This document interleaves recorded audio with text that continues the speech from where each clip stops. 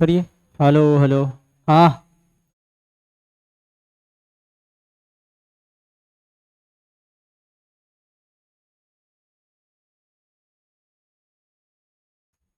चलो, इससे पहले क्या बताया था, याद है कुछ? है लीनिंग टावर एक्सपेरिमेंट था और वैक्यूम एक्सपेरिमेंट था। उसके बाद फार्मूला ड्राइव किया था ना। हाँ, जी का, जी, स्मॉल जी का ना। मोशन अंडर ग्रेविटी ये पढ़े थे। और आज आज का टारगेट है ये motion under gravity. Motion under gravity तो हम पहले भी डिस्कस कर चुके हैं, एक्स्ट्रा क्लास में किए थे ना। उसके लिए हमने निकाला भी था फॉर्मूला वगैरह, सब कुछ डिराइव कर लिया था। थोड़ा फिर से मैं यहाँ पे बता दूंगा। मोशन अंडर ग्रेविटी ये क्या है? इस पे ये कौन है? दादी है क्या? हाँ, सोहानी, ये। हाँ चलो, हाँ इसी के जैसे बाल लग रहा है, चश्मा भी है। हाँ, this ball falls down at my fit. जहाँ पे खड़ी है बॉल को गिराया तो एकदम फिट पे आके गिरा, कोई दिक्कत नहीं। विच वे विल इट फॉल्स। तो ये जो गिराया, तो ये अब देखना ये चाह रहा है कि किस रास्ते से गिराया, किस किस तरह गिरा। उसके बाद ये भी देखना चाह रहा है अलग से, this orange falls down to my foot. सब वही देख रहा है कि जो भी गिराया, चाहे अर्थ पे यहाँ पे हो, यहाँ हो, यहाँ हो, यहाँ हो, कोई भी कहीं भी क्यों ना हो, इस अर्थ पे जहां भी कोई मैन है या आदमी है, अगर वो कुछ भी गिराता है तो वो उसके पैर के पास से गिरता है। ऐसा ही होता है। हाँ, अब तुम कहोगे सर, अगर हम मानते हैं कि यहाँ पे है, ठीक है, यहाँ है, ठीक है, तो अभी तो हम एकदम सीधा है, इस तरह से सीधा खड़ा है। अगर हम इधर जाएं तो हम तो उल्टे हो जाएंगे ना, इस तरह से हमारा मुंडी ऐसा रहेगा, उल्टा हो जाएगा। ऐसा ही होगा है। हाँ, क्योंकि देखो ग्रेविटेशन क्या करता है ना, सारे ऑब्जेक्ट्स को अपनी तरफ खींच के रखा रहता है ना। तो जब जब इस वाले सरफेस पे जाओगे तो जैसे हम अभी यहाँ पर खड़े हैं ना, सेम वहां भी वो उसका सर ऊपर और पैर नीचे ही रहेगा। ये भी अगर गिराएगा तो ये भी क्या करेगा, यहां से भी अगर बॉल कोई छोड़ेगा ना, ये भी अर्थ पे ही आके लैंड करेगा, क्योंकि अर्थ क्या करेगा, अपने सेंटर की तरफ एक ग्रेविटेशनल फोर्स लगाएगा और इसको नीचे की तरफ, अपने नीचे की तरफ क्या करेगा, अट्रैक्ट कर लेगा। ठीक है, तो कोई भी ऐसा नहीं है कि ये उल्टा है, ये भी सीधा ही रहेगा। लेकिन उस जगह पे जाओगे तुम तो तुम्हारा भी सर क्या होगा, ऊपर की तरफ ही रहेगा, पैर हमेशा जमीन से चिपका हुआ रहेगा। ठीक है, तो इसके लिए हमने क्या किया था, कुछ इक्वेशंस निकाला था, पहले भी निकाला था, फिर से निकाल के दिखा देता हूं, रिवाइज हो जाएगा। उसके लिए क्या किया था, एक बॉल लिया और उसको क्या किया, अर्थ सरफेस पर लैंड कराया। ठीक है, मान लेते ये h हाइट पर है और यहां से इस बॉल को नीचे की तरफ सिर्फ फॉल कराया, छोड़ दिया, इस तरह सिर्फ छोड़ दिया। तो छोड़ने के बाद कैसे वो आया, कितना टाइम लगा, उसकी वेलोसिटी कितनी रहेगी बिफोर टचिंग द ग्राउंड, ये सारी चीजें हम डिस्कस कर लेंगे यहाँ पे। तो यहां से देखो, जब हम इसको जस्ट फॉल करते हैं ना, जस्ट फॉल करने के बाद इसकी जो इनिशियल वेलोसिटी है वो क्या होती है, 0। हमने कुछ नहीं किया, इसको ऐसे फेंका नहीं है, सिर्फ इसको क्या किया, फॉल कर दिया, छोड़ दिया, तो इनिशियल वेलोसिटी 0 मानेंगे। और एक्सीलरेशन ड्यू टू ग्रेविटी हमेशा क्या होता है, टुवर्ड्स सेंटर ऑफ द अर्थ लगता है, और वो कितना होता है, नियर अर्थ सरफेस जी के बराबर होता है, 9.8 मीटर पर सेकेंड स्क्वायर। तो नियर अर्थ सरफेस जी हमेशा क्या होगा, कांस्टेंट रहेगा, वो जी के इक्वल में रहेगा, और ये हमेशा क्या होगा, नीचे की तरफ ही लगेगा। ठीक, ये नीचे की तरफ हमेशा लगेगा। और हमें निकालना ये होता है कि ये जो ऑब्जेक्ट है जब ग्राउंड पर टच करेगा, ग्राउंड को टच करेगा, तो जस्ट टच करने से पहले उसकी वेलोसिटी कितनी हो गई होगी, ये निकालना होता है। और ये मैक्सिमम वेलोसिटी होती है यहाँ पे, ठीक, ये हमें निकालना होता है।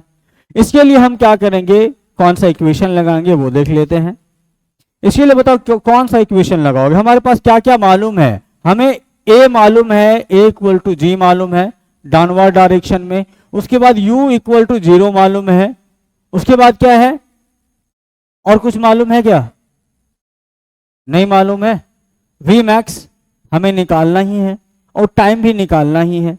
तो बताओ ए, u और a मालूम है, क्या करोगे, कौन सा इक्वेशन यहां पर लगाओगे कि तुमको या तो h निकल आए या फिर ये क्या कहते हैं v मैक्स निकल आए।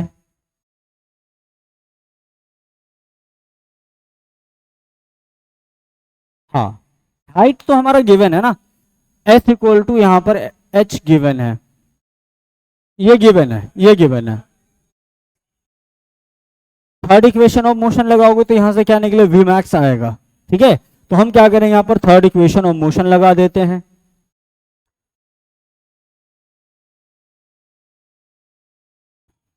Using third equation of motion,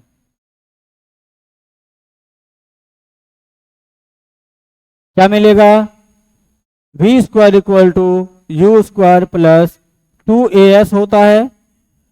तो यहां पर v मैक्स तो हमें निकालना ही है ना, तो v मैक्स का स्क्वायर इक्वल टू u कितना है, 0 है, 0 का होल स्क्वायर प्लस 2, a की जगह क्या रखोगे, g रखोगे, और s की जगह क्या रखोगे, h रखोगे।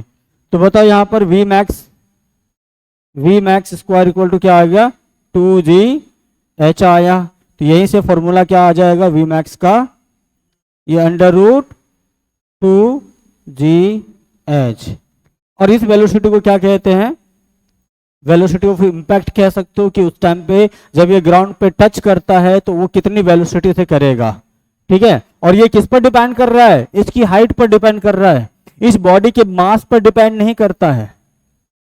इस बॉडी का कुछ भी मास क्यों ना हो, उससे उसको कोई फर्क नहीं पड़ता है, चाहे 1 केजी का मास हो या 50 केजी का मास हो, अगर वो सेम हाइट से छोड़ा जाएगा तो क्या होगा, एक समान वेलोसिटी से ही वो हिट करेगा। ठीक, अगर एक ही हाइट से छोड़ा जाता है तो। यही तो लीनिंग टावर एक्सपेरिमेंट भी था, गैलीलियो द्वारा जो किया गया था, हाँ? था ना। ठीक है, तो यहां पर हमारा वेलोसिटी क्या आ गया, velocity just before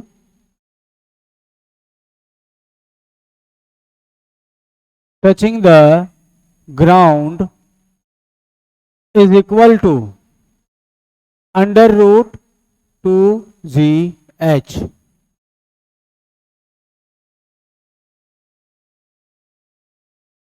It is independent of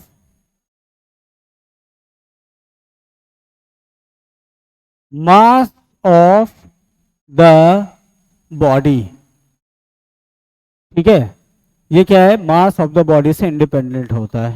ठीक, अब हमें निकालना है दूसरा क्या, यहां से यहां तक पहुंचने में टाइम कितना लगा, टाइम ऑफ डिसेंट, यहां से यहां तक गिरने में कितना टाइम लगा, टाइम ऑफ डिसेंट निकालना है।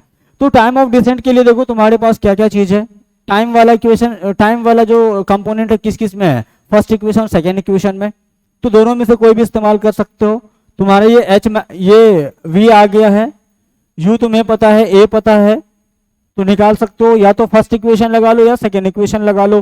तो कौन सा लगाना चाहोगे, फर्स्ट लगाओगे, चलो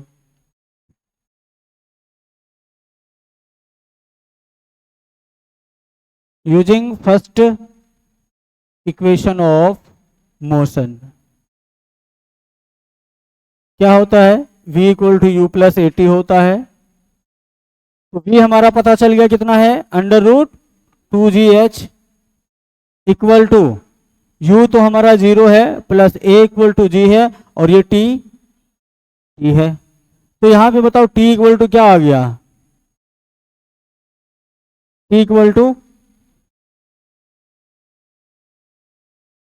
इक्वल टू आ गया रूट 2GH डिवाइडेड बाय, इसको सॉल्व करके दिखाया था एक दिन, याद है क्या आता है ये? अब देखो, हमें ऊपर भी जी दिखाई दे रहा है, नीचे भी जी दिखाई दे रहा है। हम क्या करेंगे, दोनों को रूट में ले आते हैं।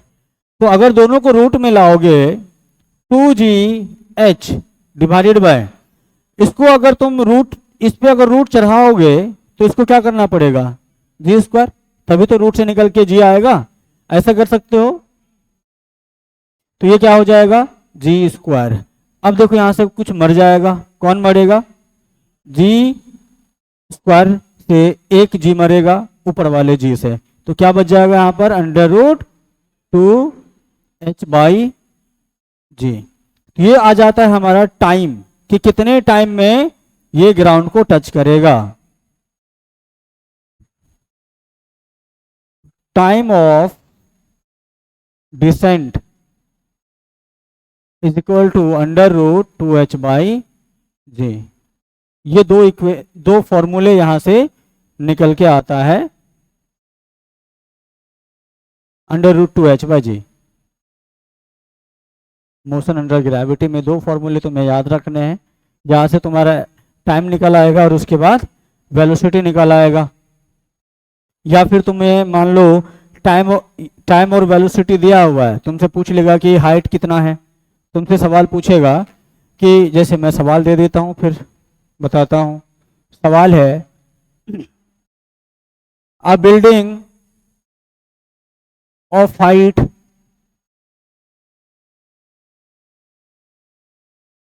Of height h, a building of height h equal to, नहीं फिर लिखाएगा कैसे, रुको,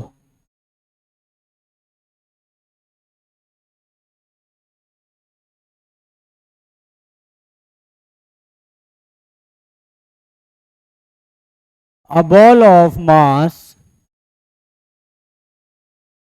2 kg is dropped from a building of height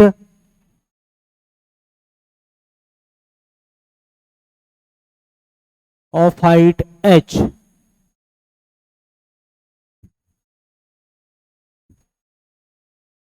and takes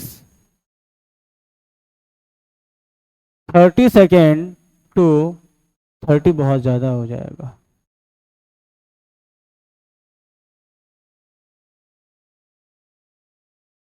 10 second to reach the ground, then find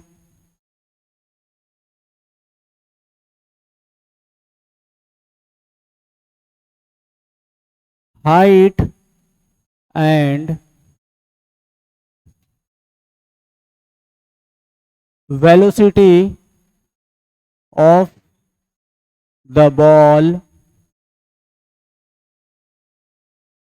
before touching the ground।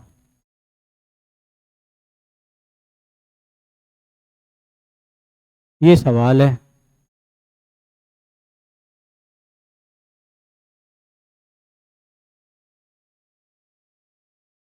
कुछ नहीं है, दिया हुआ सवाल है बस, P दिया हुआ है, तुम्हें H निकालना है और V निकालना है। अब तुम देखो कि तुम्हें किस तरह से इसको सॉल्व करने हैं।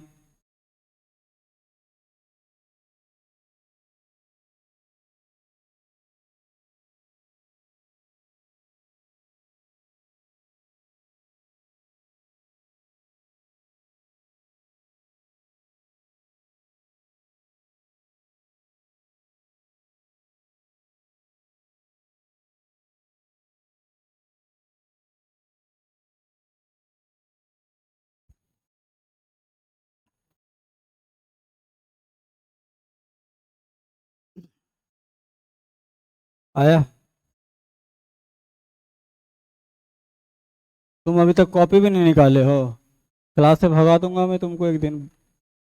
वो भी बड़े गंदे तरीके से भगाऊंगा कि दोबारा आने का मन नहीं करेगा यहाँ पे।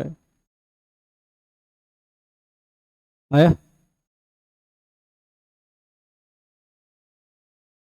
9.8 98। अच्छा चलो आगे करो।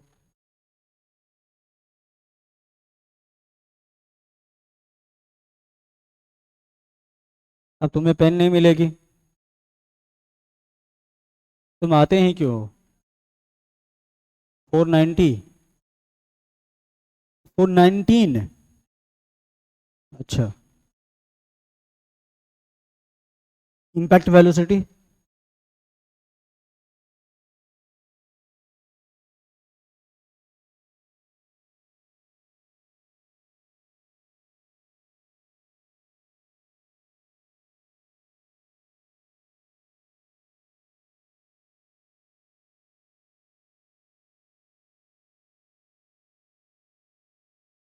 तुम आते ही क्यों हो जब तुम्हारे पास पेन ही नहीं है? तो सब दिन तो तुम्हारे साथ यही होता है, कभी भी तुम्हारे पास पेन नहीं रहता। हाँ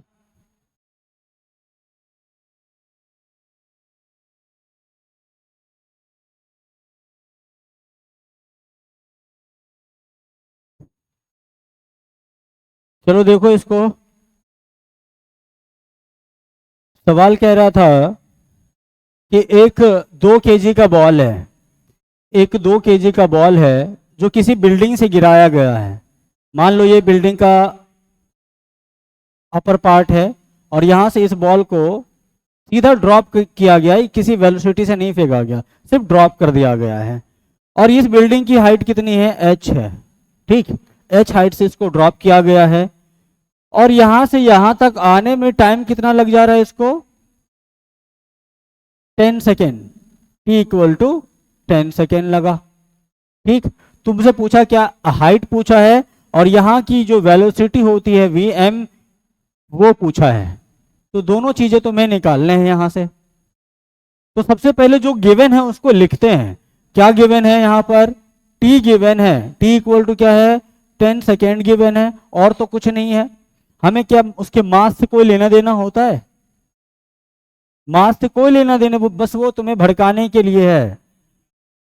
ये इंडिपेंडेंट ऑफ मास होता है। ठीक है, तो हमें यहाँ पर जो गिवन है इसको हमने लिखा।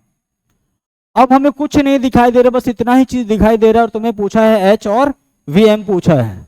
तो बचाओ, तुम मुझे बताओ कि टाइम का भी हमने एक फॉर्मूला निकाला था। क्या निकाला था टाइम का? √2h/g निकाला था ना। तो √2h/g। तो यहां पर क्या लिखोगे? 10 सेकेंड या फिर सीधा 10 लिखो। t इक्वल टू √2h/g करोगे। अब यहां से हमें रूट को हटा लेना होता है। रूट को अगर हटाओगे तो बताओ क्या मिलेगा? दोनों साइड स्क्वायर करना पड़ेगा, कर दो स्क्वायर। क्या होगा? 100 इक्वल टू 2h/g। ठीक, तो h इक्वल टू कितना हो जाएगा बताओ? 9.8 डिवाइडेड बाय कितना? 2 हो जाएगा। क्रॉस मल्टीप्लाई कर लोगे इसको। h हमें निकालना है ना, h को इधर ही छोड़ दो, g मल्टीप्लाई होगा 2 डिवाइड में आ जाएगा। कर दिया हमने। कितना होगा बताओ? 4.9। तो h इक्वल टू कितना हो गया? 490 मीटर। तो 490 मीटर का क्या बिल्डिंग था जहां से इसको फेंका गया था। यहां से टाइम आ गया, ये h मैक्स आ गया या फिर हाइट आ गया, हाइट ऑफ द बिल्डिंग आया। हमें दूसरा निकालना था vm। जब हमारा h आ गया है तो उसके बाद हमें क्या करना है? हमें निकालना है vm। इसके लिए फॉर्मूला क्या निकला था? √2gh। तो vm क्या आएगा बताओ? 2g 9.8 into h 490। कितना आएगा बताओ? 10। कितना ये? 2 से काट दो, 98 का स्क्वायर आ जाएगा। हाँ ये तो आ जाएगा। फिर vm कितना आएगा? ये 42 इंटू 2, 98 इंटू 98, क्या आ गया यहां से वीएम? 98 metre per second. बस, सिंपल सा।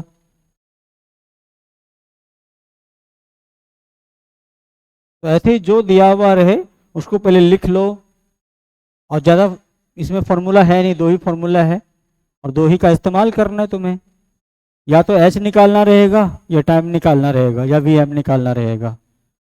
कोई एक चीज़ गिवन है तो आराम से कोई भी फॉर्मूला लगा लो, आ जाएगा।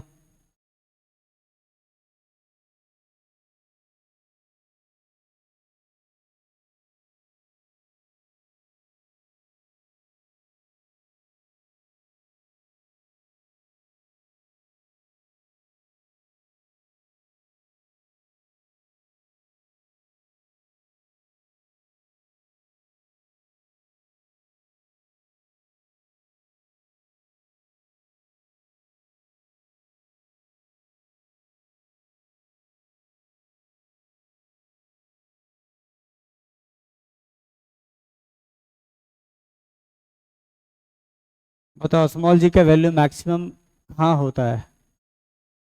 On the earth surface. हाँ, अर्थ सरफेस पे मैक्सिमम कहाँ होता है? पक्का? पोल पे ज़्यादा क्यों होता है? रेडियस कम होता है? पक्का? तो ज़्यादा क्यों होगा? रेडियस कम है तो ज़्यादा क्यों होगा बताओ? क्यों? आर स्क्वायर होता है। हम्म, सही बात है सर। सबसे कम? अच्छा, जब हम अर्थ सरफेस के ऊपर जाएंगे तो ग्रेविटी, ये स्मॉल जी का वैल्यू कम होगा या ज़्यादा होगा? और जब अर्थ सरफेस के नीचे जाएंगे तो तब बढ़ेगा शायद। और at the centre of the earth value of g, जब हम सेंटर की तरफ बढ़ रहे हैं तुम कह रहे हो कि बढ़ेगा, तो फिर सेंटर पे जाके जीरो क्यों होगा?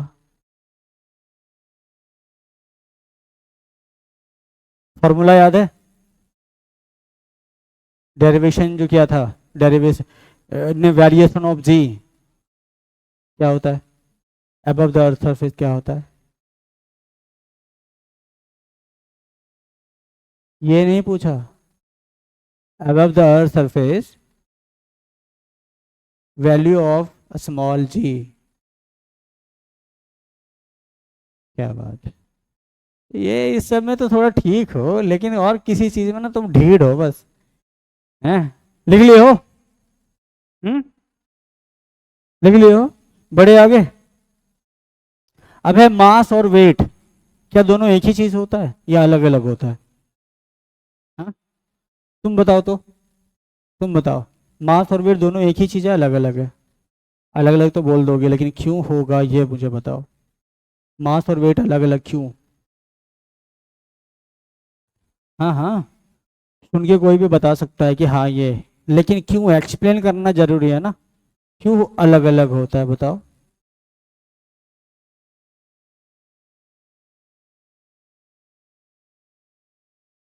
तुम बताओगी मास और वेट अलग अलग है क्यों? नहीं? तुम? नहीं? हाँ बाबू, तुम बताओगे मास और वेट अलग अलग होता है?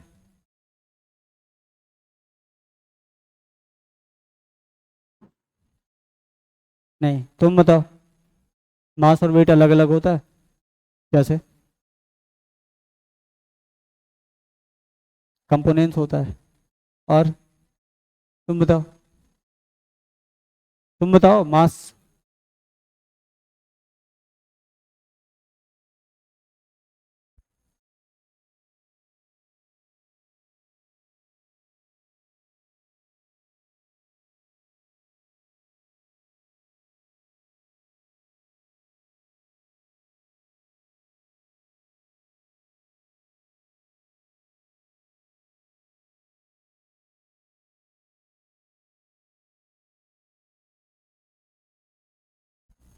हाँ, मास।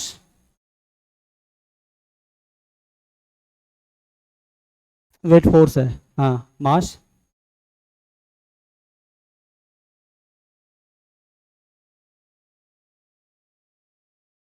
चलो मैं बताता हूँ, तुमसे पूछ ले, चलो पूछ लिया, बताओ।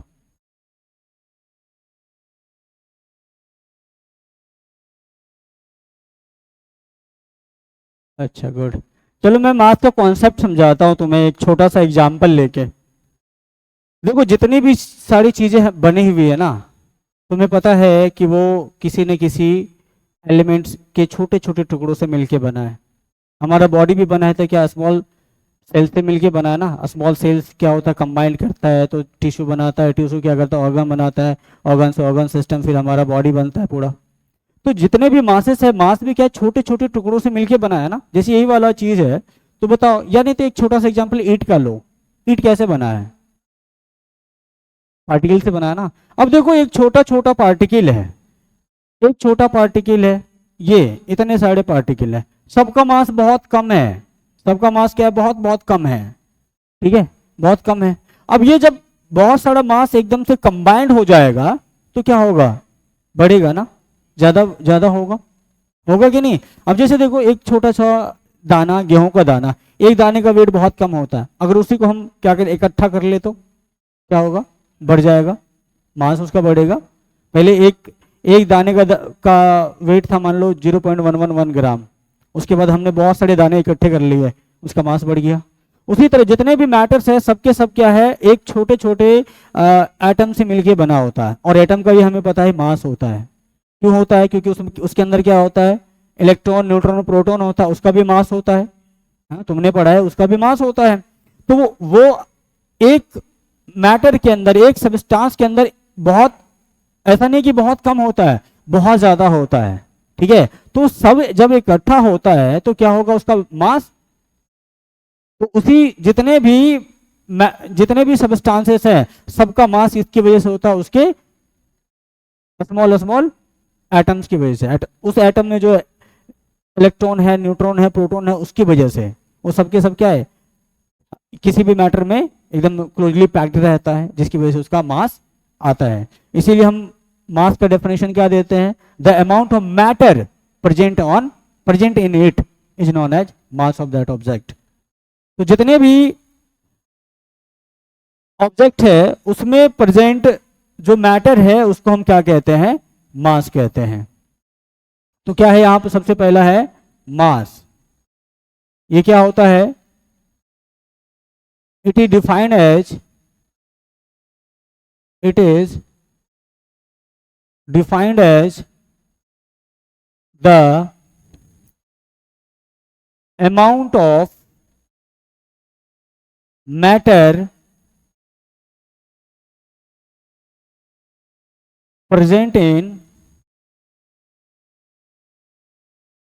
any substance। ठीक है, ये क्या होता है, it is defined as the amount of matter present in any substance.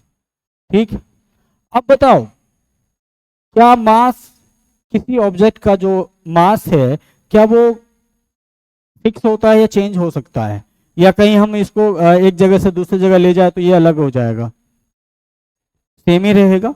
अगर 1 kg का कोई ऑब्जेक्ट है ना, वो 1 kg यहाँ यहाँ है तो अमेरिका में भी इतना ही रहेगा। हाँ, हाँ, यूके ले जाओ, यूके में वही रहेगा।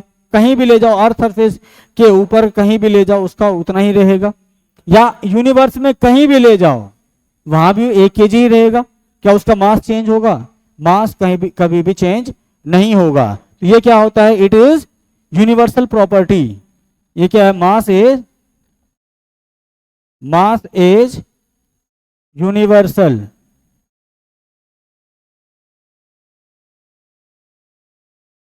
ये यूनिवर्सल होता है, बस इतना लिखो, इट इज यूनिवर्सल, ये कहीं कभी भी चेंज नहीं होगा। और ये वेक्टर है कि स्केलर है, मास बताया तो 1 मिनट रुक जाओ, मास के बारे में बताया था, तुम अकेली थी उस दिन, ये सब नहीं थी, तुम बताओगे मास वेक्टर है कि स्केलर है। स्केलर क्यों है, मास स्केलर क्यों है? मास का SI यूनिट किलोग्राम। हाँ, अब बताओ स्केलर क्यों है?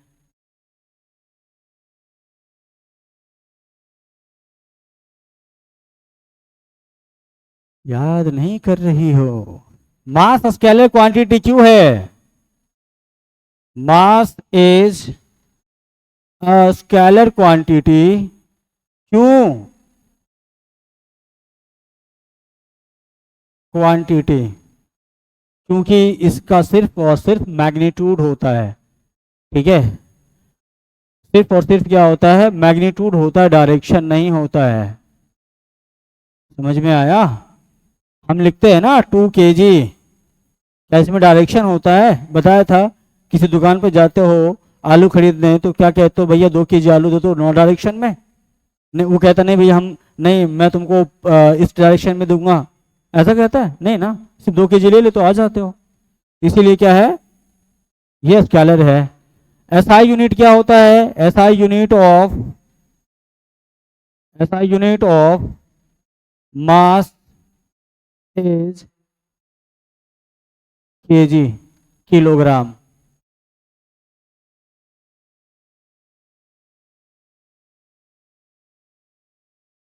इतना पता था? SI यूनिट पता था इसका? ये भी नहीं पता? हाँ, वो क्या है? वो क्या?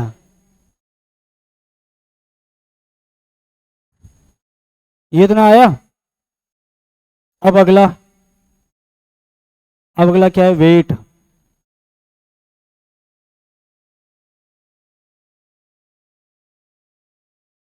वेट, वेट क्या होता है?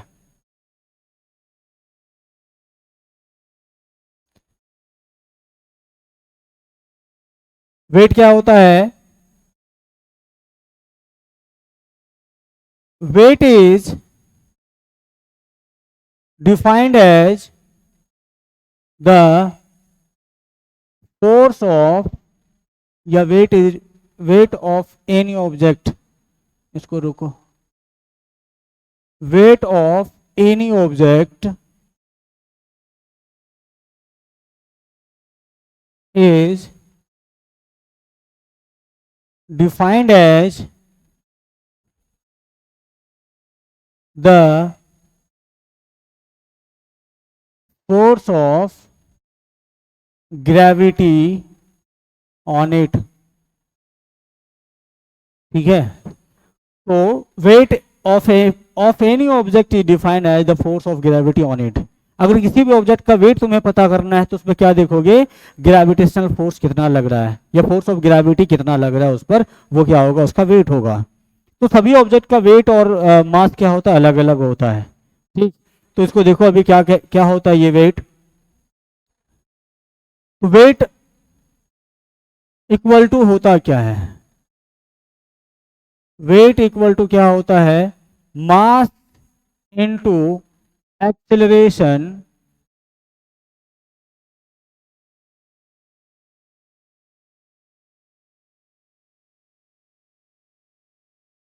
Acceleration due to gravity.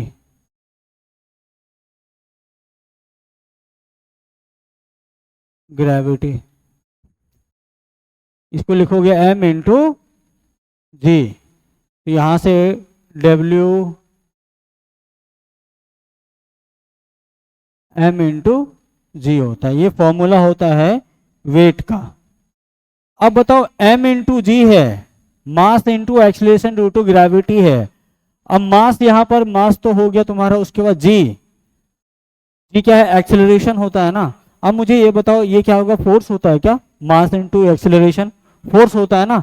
तो वेट भी क्या होता है? ये फोर्स ही होता है। और इस तो वेट का SI यूनिट भी क्या होगा? फोर्स का SI यूनिट हो जाएगा। अगर फोर्स वेक्टर है तो वेट भी क्या होगा? वेक्टर क्वांटिटी होगा। तो यहां से क्या होगा?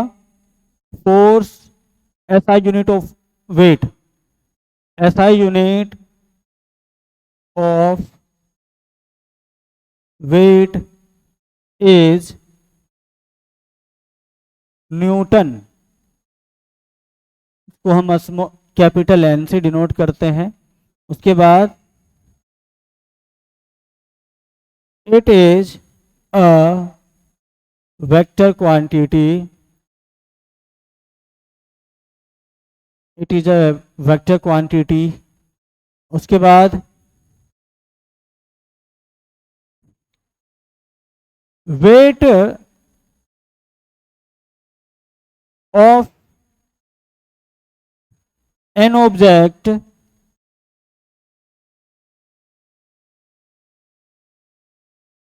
may be 0।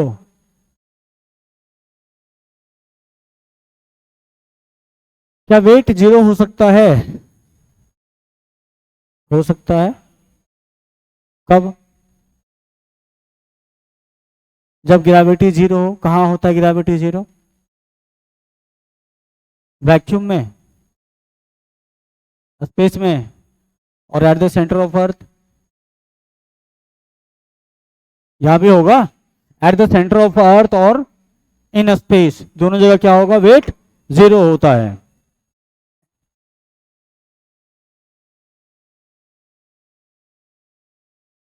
Eight the centre of the earth weight of an object becomes 0, becomes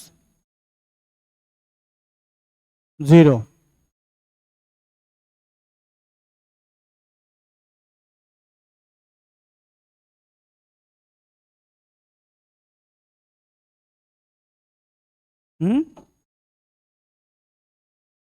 क्या गलत है?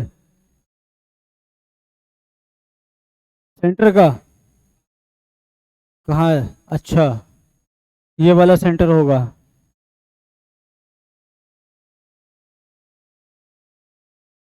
Centre of the earth, weight of an object becomes 0। 0 क्यों होगा? क्योंकि सेंटर ऑफ द अर्थ पे क्या होता है? एक्सेलरेशन ड्यू टू ग्रेविटी 0 होता है। क्या तुम सब अपना अपना वेट बता सकते हो? तुम मत बताना, मैं डर जाऊंगा। हैं? 800 न्यूटन है? लिख लियो।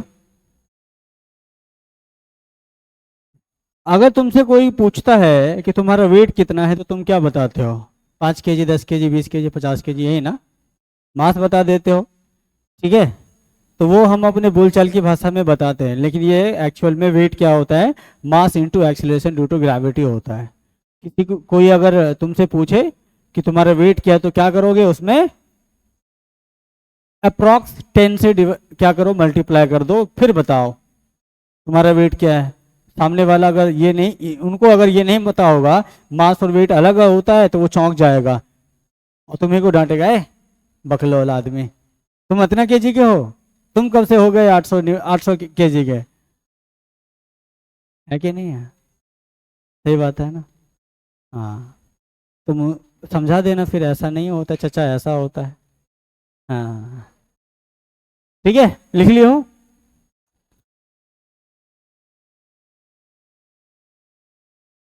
अब है इस पर कुछ न्यूमेरिकल्स। तो सवाल मैं देता हूँ। मास, अच्छा एक टॉपिक है जो तुम्हें और बता देता हूँ, फिर उसके बाद क्वेश्चन कराता हूँ तुम्हें।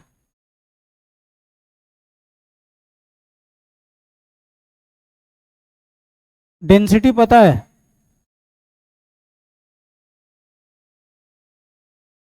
डेंसिटी क्या होता है पता है?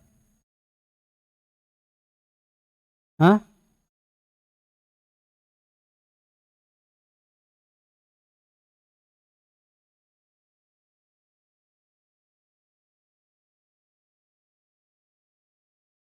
Density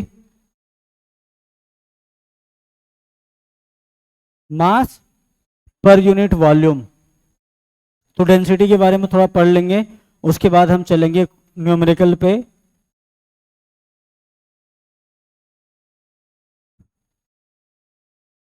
it is defined as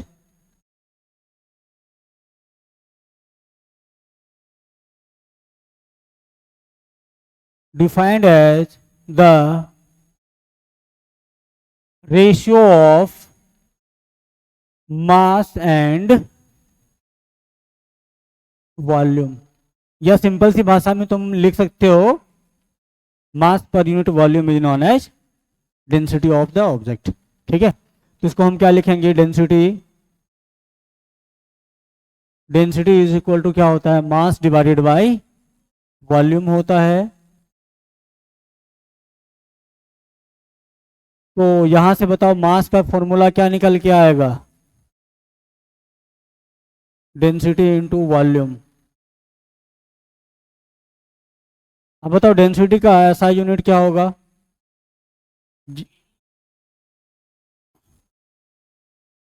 ऐसा यूनिट ऑफ डेंसिटी क्या होगा, मास का क्या होता है केजी, और वॉल्यूम का क्या हो जाएगा मीटर क्यूब हो जाएगा। इसका होगा मीटर क्यूब, तो क्या होगा केजी मीटर पर मीटर क्यूब। ठीक, या फिर इसको और कैसे लिख सकते हो, केजी मीटर क्यूब या फिर केजी बाय मीटर क्यूब, इस तरह से लिख सकते हो।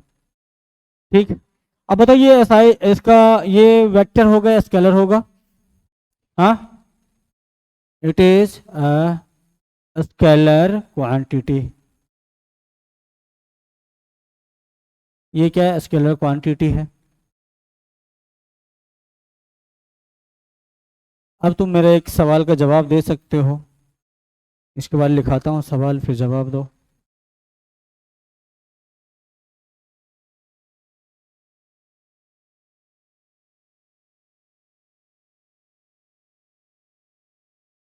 अच्छा एक बात बताओ, अगर किसी प्लैनेट का रेडियस चेंज कर दिया जाए तो क्या उसका मास चेंज हो सकता है, हाँ पक्का, अगर हम नहीं करना चाहे तो। नहीं, ये सवाल के लिए होता है, सवाल दूंगा तो पता चल जाएगा क्या होगा नहीं होगा। सवाल में खुद दिया रहता है हमने रेडियस चेंज किया है कि मास चेंज किया है नहीं किया है, ये सारी चीज़ें। ठीक है, अच्छा रेडियस चेंज करोगे तो वॉल्यूम चेंज होगा,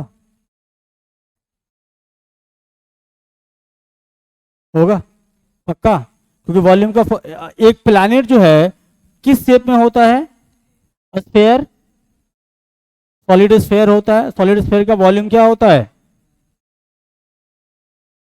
4/3 पाई आर क्यूब, हाँ ये होता है ना volume of solid sphere. Sphere क्या होता है 4/3 पाई आर क्यूब होता है, याद रख लोगे काम आएगा अभी। ठीक, ये मान लो कोई प्लानेट है, तो अब चलते हैं हम अब अगले क्वेश्चन पे। क्वेश्चन है, लिख लियो ना सब। क्वेश्चन है, if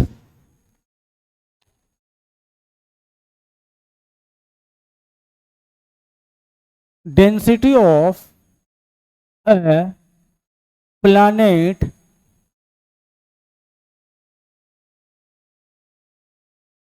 is 3/2 times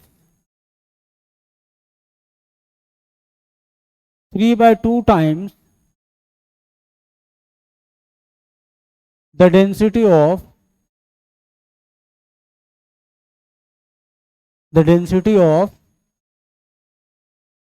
the earth, then find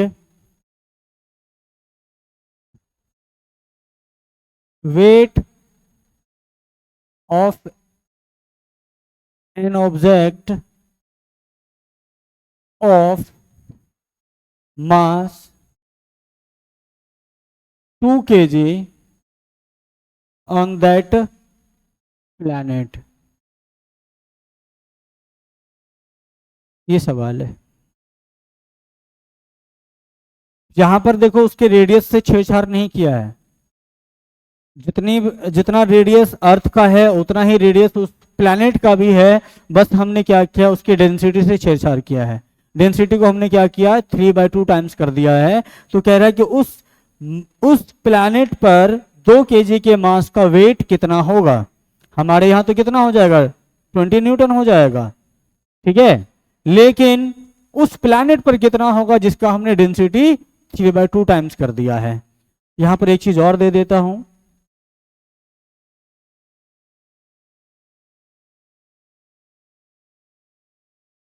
take g equal to 10 metre per second square.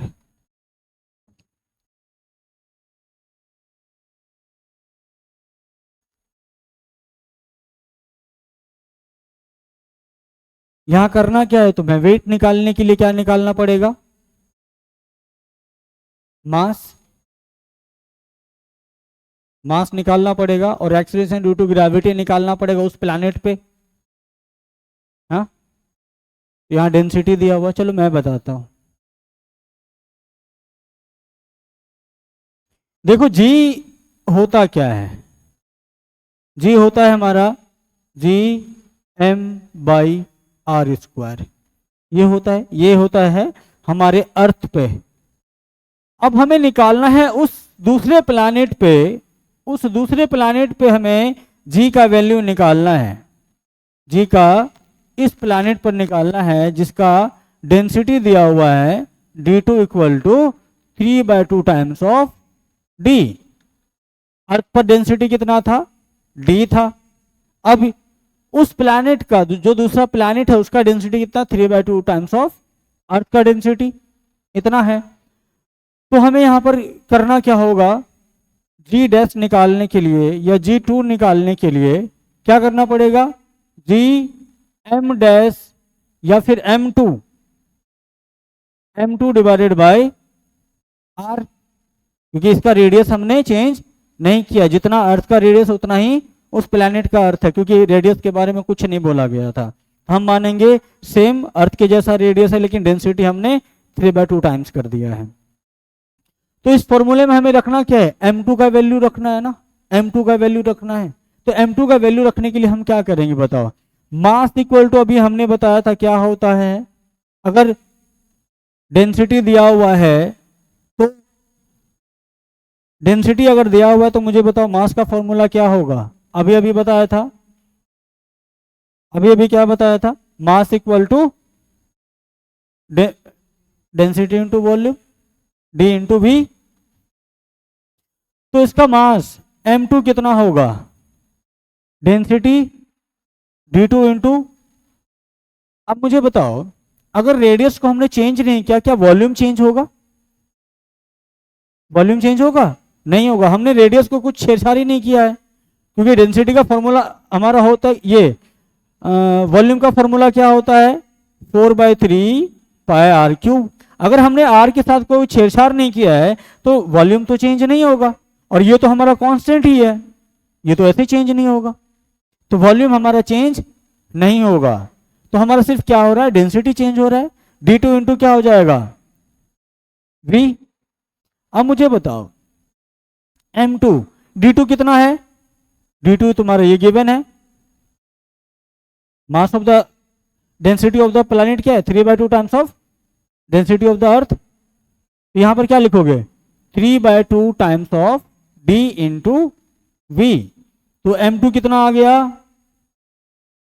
3/2 dv, ठीक। और यहां से अगर इसका अगर m1 लिखो मतलब मास ऑफ द अर्थ लिखो, तो क्या हो जाएगा, d इंटू वी डायरेक्ट। तो डेंसिटी के टर्म में अगर इसमें लिखोगे, g का फॉर्मूला क्या बन जाएगा, g dv/r²। ये डेंसिटी के फॉर्म में इसका फॉर्मूला आएगा, एक्सीलरेशन ड्यू टू ग्रेविटी का फॉर्मूला डेंसिटी के टर्म में ऐसे आएगा, g dv/r²। अब हमारा क्या होगा, यहां से G2 निकालो, G2 अब यहां पर G2 का फॉर्मूला निकाल सकते हो। G2 का क्या होगा, Gm2/r, आर स्क्वायर ना होगा, आर स्क्वायर। तो यहां पर G2 का फॉर्मूला क्या बनेगा बताओ, G2 equal to ji M2 की जगह क्या रखोगे, 3d/2, 3/2 into dv, 3dv/2 are square, ये आएगा। तो अब ये आया तो हम क्या करेंगे, इसको 1 कर दूं, 1 कर देता हूं, ठीक है। तो अब यहां पर हमें क्या करना है, G2/G1 कर देना है, तो हमारा क्या होगा, G1 के टर्म में वो आ जाएगा। तो चलो यहां पर G2/G1 क्या आएगा, 3G/3dv/r square 2r square divided by g dv/r square. यहां से आएगा G2/G1 equal to G into 3dv/2r square multiplied by r square divided by g d v. अब देखो कौन कौन मर रहा है, कौन मरेगा, r square g g d v क्या बचा, G2/G1 इक्वल टू 3/2। अब यहां से G2 कितना आ गया, 3/2 G1। अब उस प्लैनेट पर हमें एक्सेलरेशन ड्यू टू ग्रेविटी की वैल्यू मिल गई। जब उस प्लैनेट पर हमें एक्सेलरेशन ड्यू टू ग्रेविटी मिल गया है तो क्या हम वहां पर वेट निकाल सकते हैं, हा? तो अब बताओ वेट का फॉर्मूला क्या होता है, वेट इक्वल टू क्या होता है, m इंटू जी। लेकिन यहां पर क्या होगा, G2 होगा क्योंकि हम उसी प्लैनेट की बात कर रहे हैं। तो बताओ यहां पर मास कितना दिया था, 2 kg दिया था, और G2 का वैल्यू कितना आया, 3/2 इंटू G1, और G1 का वैल्यू कितना, 2 kg इंटू 3/2 इंटू 10, यही बोला था लेने, मीटर पर सेकेंड स्क्वायर। तो बताओ 2 से 2 कट जाएगा, 2 से 2 मरा, तो वेट कितना आया, कितना आ गया बताओ, 30 30 न्यूटन आ गया। समझ में तो नहीं आया होगा, हैं, आया सच में। चलो मैं फिर बताता हूँ क्योंकि एक सवाल और तुम्हें करना है। अरे समझा तो सकता हूँ, हाँ, चलो पहले लिखो उसके बाद समझाऊंगा, लिख लो पहले।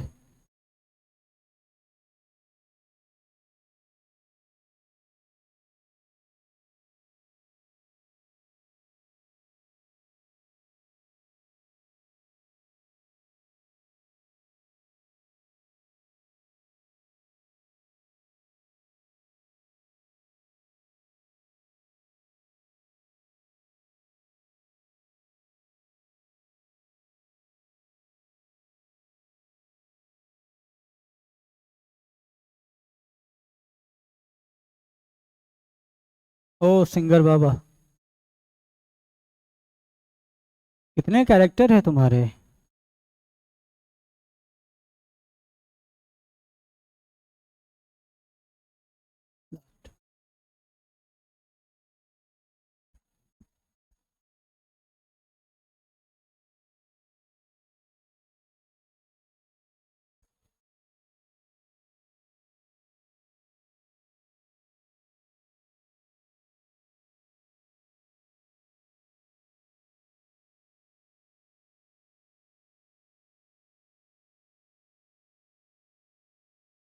हो गया।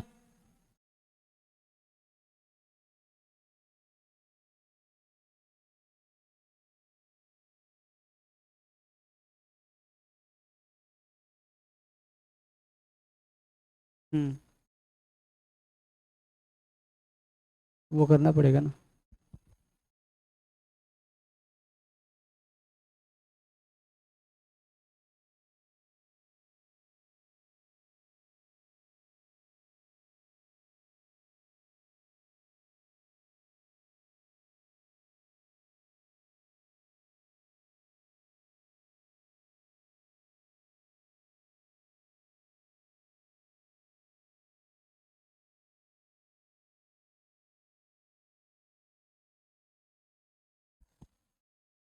हुआ क्या?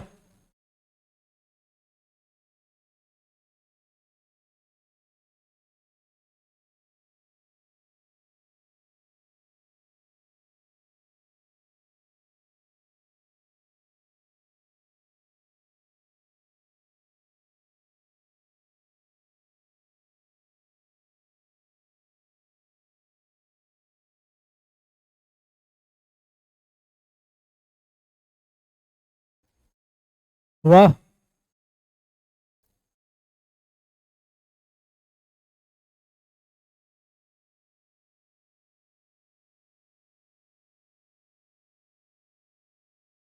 अगले दिन खाली क्वेश्चन ही कराऊंगा इसी टाइप के, और जो भी अच्छे अच्छे टाइप हो सब करा दूंगा अगले दिन।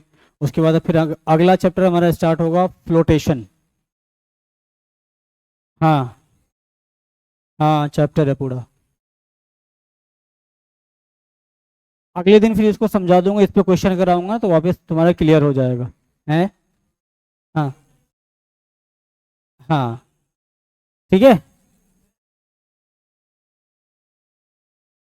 चलो।